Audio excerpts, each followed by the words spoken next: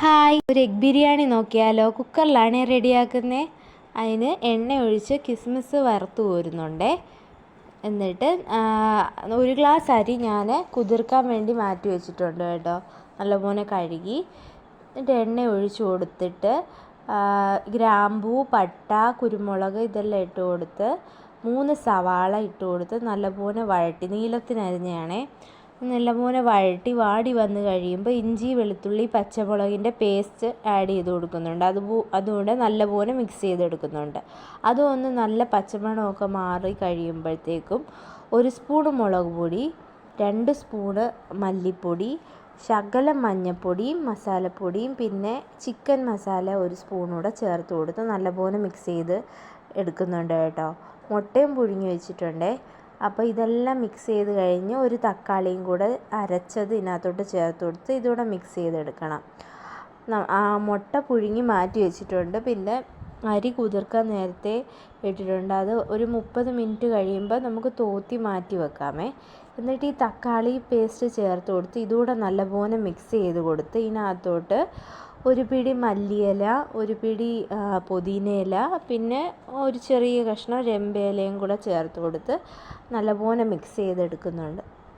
എന്നിട്ട് ഞാൻ 1 ഗ്ലാസ് അരി എടുത്ത് അതേ ഗ്ലാസ്സിന് തന്നെ 2 ഗ്ലാസ് വെള്ളം, തിളപ്പിച്ചാറിയ വെള്ളം ഇതിനകത്തോട്ട് നമ്മൾ മിക്സിനകത്തോട്ടൂടെ ചേർത്ത് കൊടുക്കാം.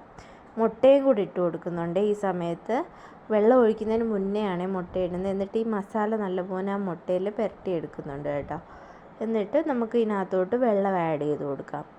ഞാൻ 2 ഗ്ലാസ് വെള്ളമാണ് ആഡ് ചെയ്ത് കൊടുക്കുന്നത്. എന്നിട്ട് നല്ല വെട്ടി തിളയ്ക്കണം കേട്ടോ. എന്നിട്ട് ഈ സമയത്ത് നമുക്ക് ഉപ്പൂടെ ആഡ് ചെയ്ത് കൊടുക്കാം. ഉപ്പൂടെ ആഡ് ചെയ്ത് കൊടുത്ത് ഉപ്പ് ഇച്ചിരി മേലെ നിൽക്കണം, ഇച്ചിരി കൂടി നിൽക്കണം, എന്നാലേ ആ ചോറിലൊക്കെ നല്ലപോലെ പിടിക്കത്തുള്ളൂ. എന്നിട്ട് ഇതിനകത്തോട്ട് നമ്മൾ തോത്തി മാറ്റി വെച്ച അരി വെള്ളം നല്ല തിളച്ച് കഴിയുമ്പോൾ നമുക്ക് ഇതിനകത്തോട്ട് ഇട്ട് കൊടുക്കാം. ഈ സമയത്താണ് ഞാൻ ഉപ്പോടെ ആഡ് ചെയ്ത് കൊടുക്കുന്നത്. ആദ്യം ഉപ്പൊന്നും ചേർത്തില്ലായിരുന്നു. എന്നിട്ട് നല്ല വെള്ളം വെട്ടി തിളച്ച് കഴിയുമ്പോഴത്തേക്കും നമുക്ക് ഇതിനകത്തോട്ട് അരി ചേർത്ത് കൊടുക്കാം. അരി ചേർത്ത് കൊടുത്ത് കഴിഞ്ഞിട്ട് നമുക്ക് ഒറ്റ വിസിൽ മതി കേട്ടോ. നല്ല വെട്ടി തിളച്ച് ഇതിനകത്തോട്ട് അരി ചേർത്ത് കൊടുക്കുന്നുണ്ട്. അരിയും കൂടെ ചേർത്ത് കൊടുത്തു കഴിഞ്ഞ് നമുക്ക് അടച്ചു വെച്ച് ഒരു വിസിൽ കേൾപ്പിച്ചെടുക്കാം.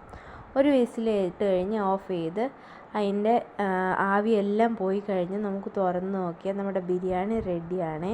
അപ്പോൾ ഇതുപോലെ നമുക്ക് പെട്ടെന്ന് ബിരിയാണി ഉണ്ടാക്കിയെടുക്കാൻ പറ്റും. അപ്പോൾ എല്ലാവരും ഒന്ന് ട്രൈ ചെയ്ത് നോക്കണം. ചാനൽ സബ്സ്ക്രൈബ് ചെയ്യണം. സബ്സ്ക്രൈബ് ചെയ്യാത്തവർ വീഡിയോയ്ക്ക് ലൈക്കും കമൻറ്റും ഒക്കെ തരണം. അപ്പോൾ ബൈ.